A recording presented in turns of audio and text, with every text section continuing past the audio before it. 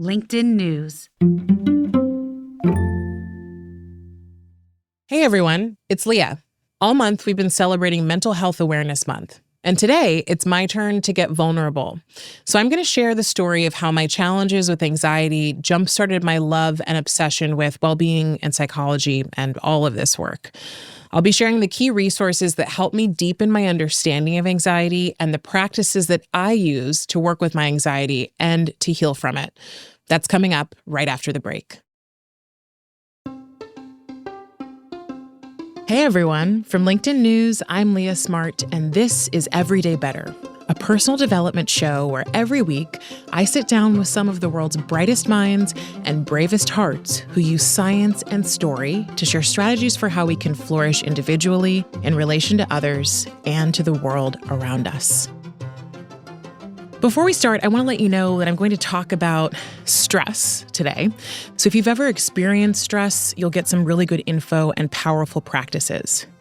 But I am also going to talk about anxiety, which includes some tough topics. Specifically, I'm going to talk about something called unwanted intrusive thoughts, which can have triggering content. So please take care of yourself as you listen, but know that if you're struggling with anxiety or unwanted intrusive thoughts, this episode may be of real value to you. I will be using research from the ADAA, Anxiety and Depression Association of America, as I walk through this. I'll also speak from my own experience. But as always, you should speak with a professional or any number of professional services who help people going through this if you're really challenged by it. First, I want to start with a couple facts and figures just to get you grounded in the experience of anxiety and how many people go through it. So to be clear, stress and anxiety are different. The ADAA says that while everyone experiences stress, anxiety is a reaction to that stress. So it's almost like a compounding effect on top of stress. Now, when it comes to anxiety, there are a multitude of anxiety disorders.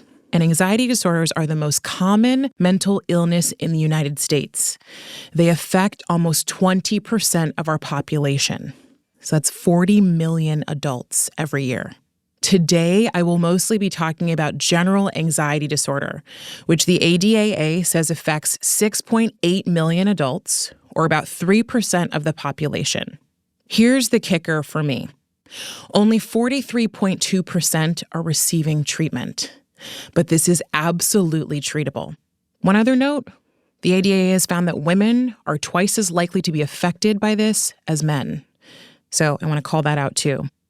So hearing numbers like these can absolutely raise alarm bells, but I think it's a really powerful reminder that if you experience anxiety or other mental health challenges, you are absolutely not alone.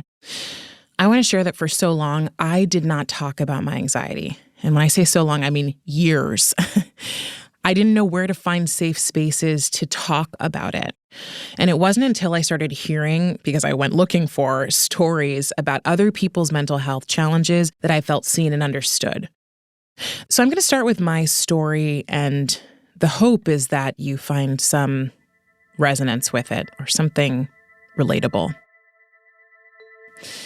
I personally have struggled with anxiety my entire life. And when I was little, my mom used to call me her little worrier. And the first thing I can remember worrying about were wildfires. And growing up in Northern California, unfortunately, fires are not an uncommon experience. We had friends who lost their homes. We were on the verge of evacuation at one point. I can even remember a birthday in preschool where there was a fire and coming back to cake that tasted like smoke. So as a kid, whenever I smelled smoke, I would go straight into a state of fear. Of course, that makes sense because for a little kid, fires are really scary, right? They're dangerous. But looking back with the understanding of my anxiety that I have now, I can see how maybe this fear was in overdrive. It was a little bit more than just a normal childhood fear. Now, as I got older, my anxiety seemed to get worse, and it started to manifest in new ways. It wasn't just a worry about fires or a mental thing. It also felt like a physical thing. And it probably always was, but didn't register. So more on that later. But I can remember as a teenager walking down hallways at school, starting to sweat, like really sweat. And I would feel a tightness in my chest, whether I was walking or sitting in class. And sometimes that tightness turned into sharp pains, and I would worry a little bit that something was wrong. Now, at the same time, I was also an athlete, so I noticed some of these symptoms when I was running track, during a meet, or during a race, or before a race. And I started to worry that maybe it had something to do with my heart. So I convinced my parents to take me to a doctor and get an EKG. Now, I went to the doctor and they measured my heart and did all the things and said, hey, everything's actually fine. You're in great shape, you're healthy. And so the conversation ended. And nobody suggested that I might have been experiencing a symptom of something like anxiety.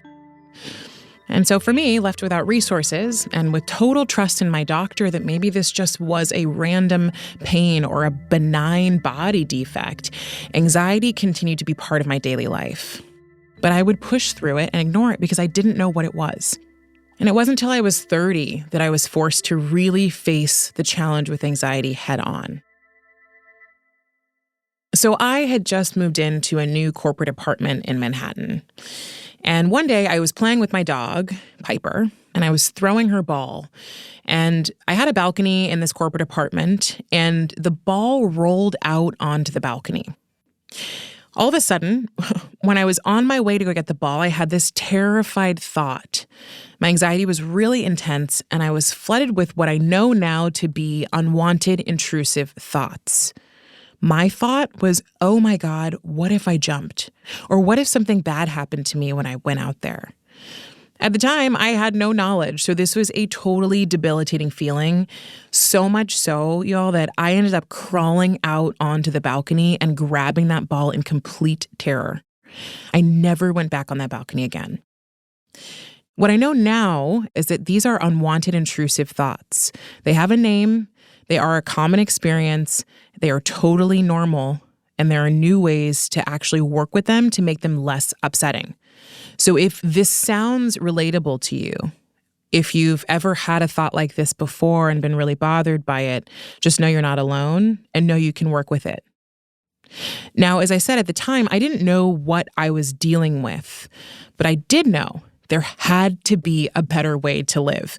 Because I felt there had to be a better way to live, I resorted to something that I hadn't in a long time.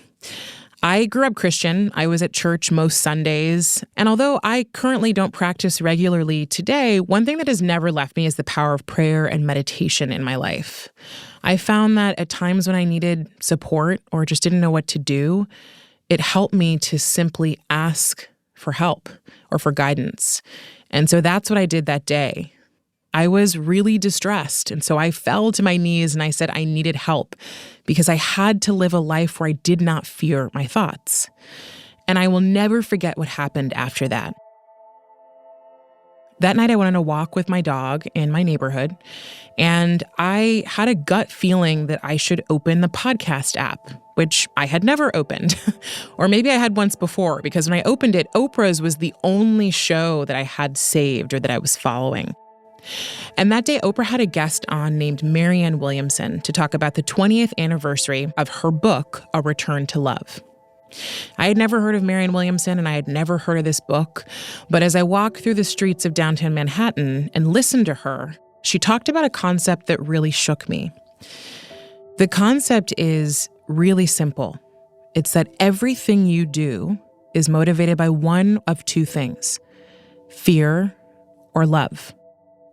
She says that love is what we are born with and fear is what we learn. And that just changed so much for me. It totally reframed how I had been running my life, which was from a state of fear. My anxiety, although not necessarily my fault, was a fear response.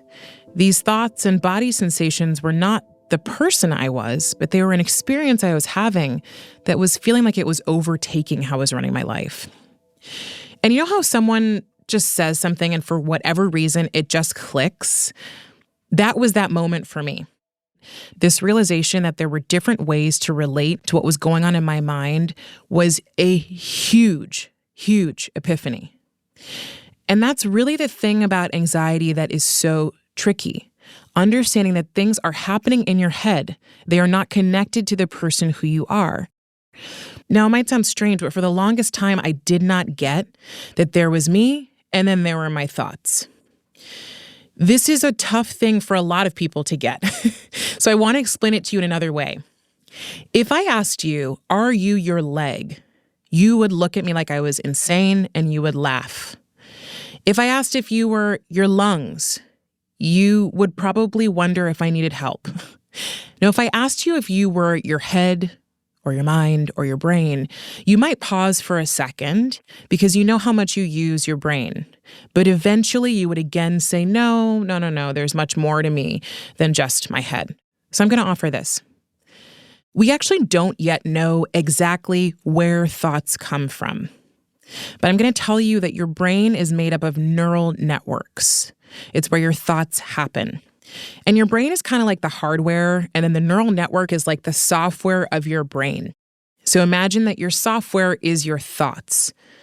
And I'm going to ask you, are you your software? And you're probably thinking, what? Of course I'm not software. Okay, here's the challenge. You are observing your software, which is a mix of unique experiences from your past, preferences, desires, a lot of things that make up your personality, right? And this is all so unique. I want to tell you how unique this is, because it's also going to help you understand how all of our software is different. That neural network has over 100 trillion connections, 100 trillion points where things connect, where thoughts happen and move, and where action, behavior, fear, worry, excitement, joy, all of these things are inspired. You have more connections in your brain than there are stars in 5,000 Milky Ways. So this software is pretty incredible, and it has bugs and kinks. It has things that if you could go to the tech lounge and get them upgraded, you would. One of my pieces of software I would get upgraded is procrastination. It's something I hate doing, but I do it. It's a habit I do over and over again. It's so easy, and it's part of my software. So if what I just described to you is checking out, if you have software and you can think of the bugs and the kinks in your software, and you can think of the bugs and the kinks in your thoughts, the things you don't like to think, the things that aren't helpful to think, the things you know that if you didn't think them, you might do life a little bit differently. You might be a little bit braver, a little bit happier, a little more thoughtful. I want to ask you this. Why would you believe everything you're observing in that software? Why would you believe everything you think if you know it's simply a system that has a history that can be upgraded and changed? So after this walk in the park, I started diving into this work and searching for that better way of living that I knew was out there somewhere. And I'm going to talk to you about some of the better ways I discovered right after the break.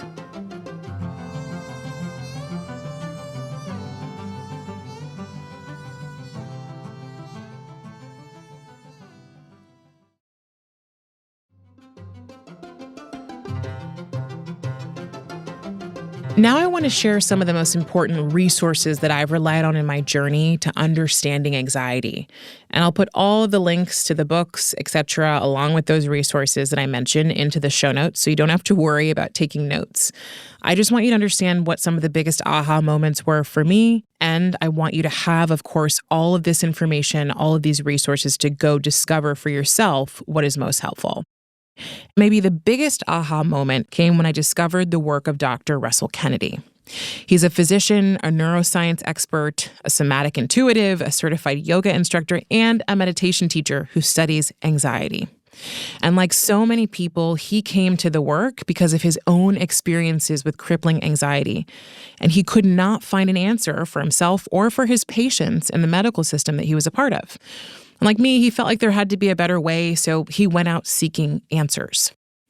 We're taught that anxiety is something that happens in our minds, but what Dr. Kennedy found from his research is that anxiety is also an issue of the body. The body has a ton of information, and even though I think a lot of us were taught to ignore it and focus really from the neck up, he would say that things like sweating or chest pain are actually the body communicating what he calls alarm. He says you don't just have anxiety, you have alarm. And that alarm can fuel the anxiety in your mind. So for me, I would feel tightness in my chest, and I would start worrying. I'd start going over and over in my mind about what could be wrong. That would make the tightness worse, which would make the thoughts and worries worse. And so there is a relationship between body and mind when it comes to anxiety, and this really helped me understand that what I was working with was a system, not two separate challenges. So this was pivotal for me, because instead of thinking something's wrong, I could actually understand that my body and mind were just informing each other in a cycle. And from that point, for me, everything changed. And when I say everything changed, I want you to know I was not healed. I just realized that I had to look at this differently and I had to treat it differently. Now, if this resonates with you, I would highly recommend that you check out Russell Kennedy's book, Anxiety RX, his podcast, and his course. In it, he writes about breathing exercises, affirmative statements or questions to both notice alarm in the body and to calm it down. And he shares ways in which you can actually heal yourself from anxiety that he's found and that many people that he's worked with have found to be supportive. The other book I want to recommend is Overcoming Unwanted Intrusive Thoughts by Dr. Martin Seif and Dr. Sally Winston. Now, what I love about how these two authors frame up unwanted intrusive thoughts is by first sharing that most people, more than 9 out of 10 people, experience intrusive thoughts.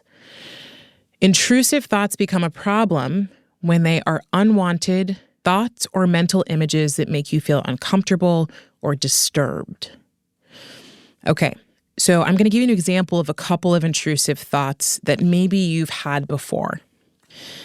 One example is, what if I hurt myself or someone else I care about? Another is, if you're religious, what if I yell blasphemies while the priest is talking during church or during service? Or what if I start dancing on a table in the middle of an important client meeting and we don't get the deal and then I get fired? Okay, you get it. These thoughts are thoughts that are absurd. They are thoughts that can even feel like impulses, but they are not. And for most people, when an intrusive thought enters their mind, they can say to themselves, that's weird. Oh well, and move on. But for some of us, these thoughts can get stuck. We can end up ruminating on them because of how uncomfortable they make us feel. And they make us feel so uncomfortable because they enter our minds at times or in ways that make us feel like it's out of character. They are so unlike the people that we are and the things that we value that we can't help but look at them again and again and again and worry about them. Worry about if something's changed about our character or who we are. This worrying and this rumination is something that the authors of this book call a sticky mind. So here's the thing I learned from the book Overcoming Unwanted Intrusive Thoughts. Intrusive thoughts don't happen because you're a bad person or because you want bad things to happen. They happen oftentimes because of how much you care about the thing you're worrying about. So, for example, a love for life can make you absurdly worried about its end. A love for a pet or for a child, if you have a sticky mind, could become a pesky, unwanted, intrusive thought about the ways in which you could purposefully or accidentally put them in harm's way. So I want you to think of it not as a thought about who you are or a problem with you, but how much something matters to you and the fact that you perhaps have a sticky mind. That was so important for me to understand. It's changed how I look back at that moment on the balcony and other moments that have happened since then. So if you identify with any of this or the idea of having a sticky mind, a mind that ruminates and rolls things over and over again, I really recommend this book. And I also really recommend working with someone who knows how to work with unwanted intrusive thoughts. Okay, so those are some of the resources that have been most helpful to me in understanding my experiences with anxiety. And now I want to talk about a few of the techniques I use to help me when I'm feeling anxious, but also just in general to help support me wanting to heal fully from anxiety at some point. And let's start with the simplest one and move up from there so you can pick up wherever your level of involvement is today, and also just based on your needs and what's already in your toolkit or not. The first technique is something you can do totally for free, anytime, anywhere, and I bet you already know what I'm going to say. It's breathing. Now, what we do when we intentionally breathe as it relates to anxiety is we are turning our parasympathetic nervous system back on. Now, you have two systems that exist in your body: the sympathetic nervous system, which most people know as fight, flight, freeze, and fawn, and then the parasympathetic nervous system, which people know as the rest and digest system. When you're in anxiety, your sympathetic nervous system is basically like clanging the alarm bell, saying that something's wrong, that you are threatened. That system gets louder and louder. Breathing can support you in turning on that rest and digest to balance and then quiet that system. If you think about it, when you're anxious, just notice the next time you're anxious, you probably are not breathing beyond your chest. You're probably taking really shallow breaths that go right into the center of your chest, and that's it. When you're relaxed, like when you're about to fall asleep or sleeping, you'll notice you're breathing much deeper. It's slower. Now, one of my favorite breathing exercises is called the 4-7-8 breath, which is 4 seconds of breathing in through your nose, 7 seconds of holding that breath, and then 8 seconds of breathing out. So let's try this out together. So you're going to breathe in to the count of 4. 1, 2, 3, 4. Hold for 7. 2, 3, 4, 5, 6, 7, and out through your mouth for 8. 2, 3, 4, 5, 6, 7, 8. Let's do it 2 more times. In for 4. 1, 2, 3, 4. Hold. 2, 3, 4, 5, 6, 7. Out. 2, 3, 4, 5, 6, 7, 8. Last time. In. 2, 3, 4. Hold. 2, 3, 4, 5, 6, 7, and out. 2, 3, 4, 5, 6, 7, 8. And just relax. Notice how there might be a little bit of a different feel after that. Okay, next we're going to talk about the physiological sigh, and I'm going to walk you through this one too. The technique on the physiological sigh is in quickly 2 times through your nose, hold, and then out through pursed lips, imagining that there's a tire deflating. So in, hold, and then out through pursed lips. Now, this exercise is also really powerful. It quickly brings you into relaxation. I will tell you when I do it, I notice that within, 4 to 5 breaths, I'm starting to feel a little bit like, ooh, out there. But it's turning your system back on and it's helping you relax. Now, one notch up from breathing exercises is meditation. And what I want to say about meditation is it's an ongoing practice that does not produce immediate results. Sure, you're going to feel calm probably after you do it, but it is a practice. There are times I meditate and I am not paying attention. My thoughts are racing too quickly. I have too much going on that day, and I've already sort of mentally jumped into the day. That doesn't mean that you failed, if that's you, and it doesn't mean that you shouldn't do it again. It means you have to keep coming back to it because you are slowly training yourself to look at your thoughts from a distance, to tune in with body parts and breathing, and to quiet your mind. So it's a training program. It is not something that will produce immediate results. And yes, you will mess it up. Now, the next step up for me from breathing and meditation, or I don't even know that I'd say it's a step up, I'd say it's another thing I like to do, is called the emotional freedom technique, or tapping. And tapping is kind of like acupuncture, but it's acupressure because you're actually just using your fingers to apply pressure to points on your body. It is thousands of years old. It has similar origins to acupuncture, and there is so much to dive into here. But basically, there are multiple points on your body that you learn to apply pressure to. And when you tap on those points with your fingers, and you tap in patterns, and you tap also while repeating statements, you can help yourself reframe your thoughts. You can calm your body down. And there's a ton of research on how it also helps you retrain your brain to think differently, again, over time. Now, when I do this with tapping, the thing that I love and the reason I come back to it is as I tap and I repeat statements and I hit these points on my body starts to literally just completely shift downward and I can feel it. And one of the ways I know that this is happening is I just take these involuntary, really deep breaths. This is a super powerful technique. Again, totally free. But if you want to learn more, I'd recommend checking out Nick Ortner. He has a book called The Tapping Solution. He also has a website called thetappingsolution.com. And he has an app called The Tapping Solution. And then finally, an important resource here is, of course, seeking out professional support, like going to therapy. Now, therapy can be expensive. It can be difficult to find a therapist that works for you. But if you have the resources, I highly encourage you to go.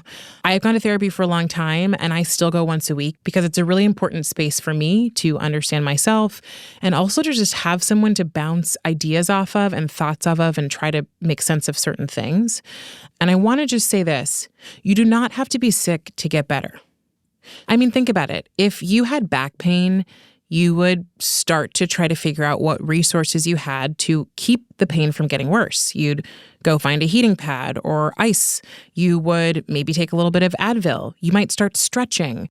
So what I'm saying about therapy is it's not all that different from getting a heating pad or doing some stretches when you have back pain. It's another resource that allows you to tackle challenges you're having in the moment and keep them from getting worse.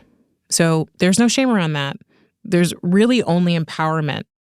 The final thing I want to leave you with is that these tools are meant to accompany you on a journey. And that journey is probably a long one. Now, when I first started approaching my anxiety from a perspective of wanting to heal it, I just wanted it to go away. And it was only recently that I realized there probably is no final destination. I might always have a little bit of stress and a little bit of anxiety that simmers, but I can turn down the volume. And anxiety might always be a part of my life. I want to tell you, stress and anxiety could always be a part of your life. That doesn't mean that it's always going to be as emotionally difficult as it is today. It just means that as you work through it, you can focus on turning the volume down, not on completely stomping it out. And listen, if you are in the trenches right now, I want to remind you that just because you're struggling with something now does not mean it will always be this way. If you look back on anything you've ever done in your life, you'll notice how you've progressed. You didn't go from 0 to 100 or 100 to 0. And my acupuncturist used to always say this thing to me that I remind myself of, which is, in 30 days, you will feel differently. And I just love that. It's always true. If you were to set an alarm today for yourself 30 days from this moment, and then go work on your anxiety and your stress, use some of these tools, figure out some of the resources that you like most and check them out. Go find a therapist. I promise you, something will be different in 30 days. What might that be like in a year or in 5?